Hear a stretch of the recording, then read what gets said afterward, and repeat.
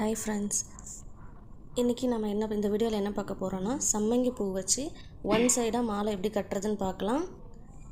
வீடியோவில் காமிச்சிருக்க மாதிரி one side நம்ம முன்னாலேயும் பின்னாலேயும் இந்த மாதிரி டிசைன்ஸ் வரும். இந்த சம்மங்கி பூ எப்படி மாலை கட்டுறதுங்கிறத பார்க்கலாம். இதுக்கு சம்மங்கி பூ த்ரெட்டு இது மட்டும் இருந்தால் போதும். ஃபஸ்ட்டு த்ரெட்டை எடுத்துக்கோங்க.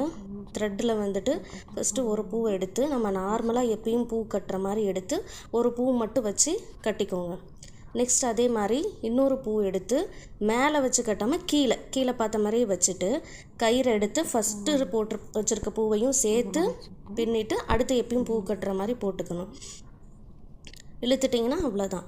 நெக்ஸ்ட் அதே மாதிரி இன்னொரு பூ வச்சு முன்னால் இருக்க பூ கூட த்ரெட்டை சேர்த்துட்டு திரும்ப ஃபஸ்ட்டு பூ விட்டுட்டு முன்னால் இருக்கக்கூடிய 2 பூவையும் சேர்த்து நாட் போடணும்.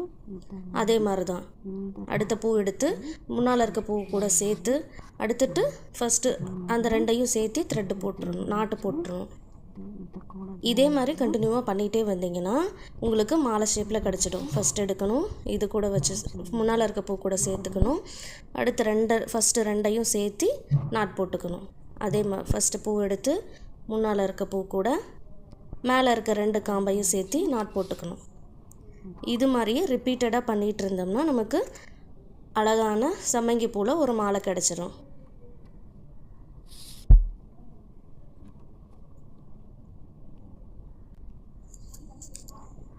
இப்போ உங்களுக்கு நல்லா புரிஞ்சிருக்கும்னு நினைக்கிறேன். ஓகே ஃப்ரெண்ட்ஸ், இதே மாதிரி வேறு எந்த பூ வச்சு கட்டலாங்கிறத கமெண்ட் பண்ணுங்கள். இந்த வீடியோ பிடிச்சிருந்ததுன்னா சப்ஸ்கிரைப் பண்ணிக்கோங்க.